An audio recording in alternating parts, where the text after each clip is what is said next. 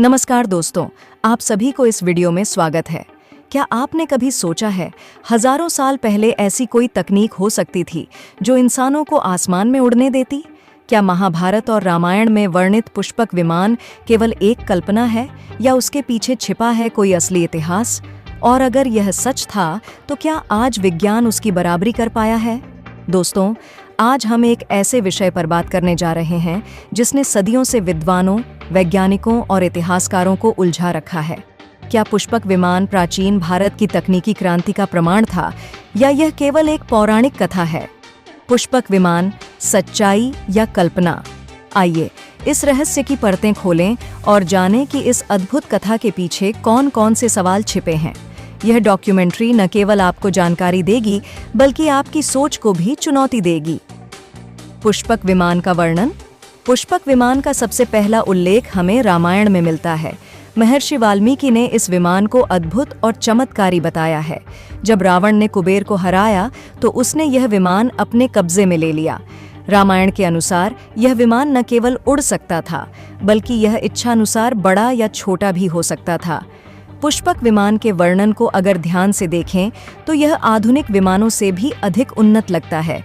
रामायण में कहा गया है कि यह विमान बिना घोड़ों या किसी बाहरी ऊर्जा के चल सकता था। तो सवाल उठता है, क्या यह सब केवल एक कल्पना थी? क्या वाल्मीकि ने यह सब कुछ अपने दिमाग से गढ़ा या उनके पास कोई ऐसा ज्ञान था जिसे हमने खो दिया है? पौराणिकता और वैज्ञानिक दृष्टिकोण। पौराणिक ग्रंथों में दिए गए विवरण को केवल कल्पना कह देना सही नहीं होगा। क्या यह संभव है कि प्राचीन भारत में ऐसी तकनीक थी जिसे आधुनिक विज्ञान समझने में असमर्थ है? हमें यह समझने की जरूरत है कि हर पौराणिक कथा के पीछे एक संभावित वैज्ञानिक कारण हो सकता है। उदाहरण के लिए, अगर पुष्पक विमान उड़ सकता था तो उसके ऊर्जा स्रोत क्या हो सकते थे? क्या वह सौर ऊर्जा थी या शायद कोई और प्राचीन ऊर्जा प्रणाली?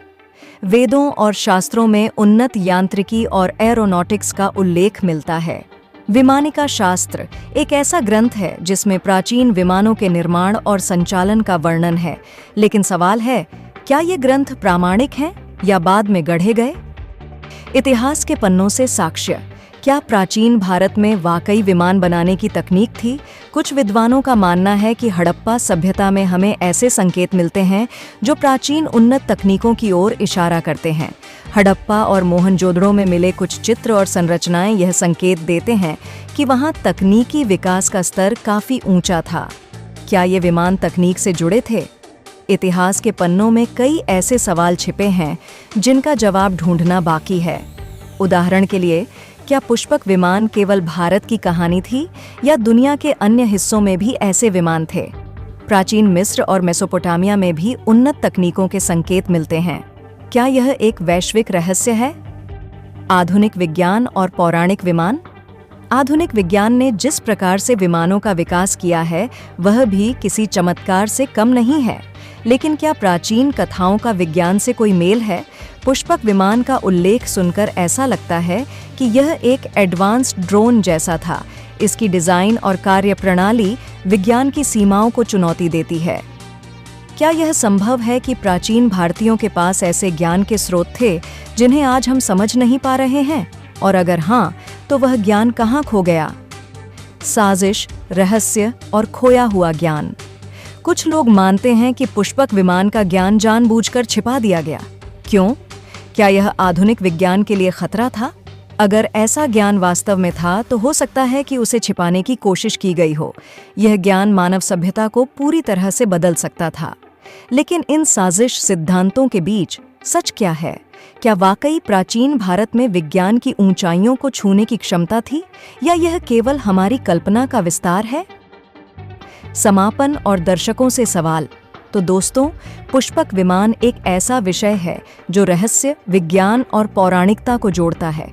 यह हमें सोचने पर मजबूर करता है कि प्राचीन भारत कितना उन्नत था।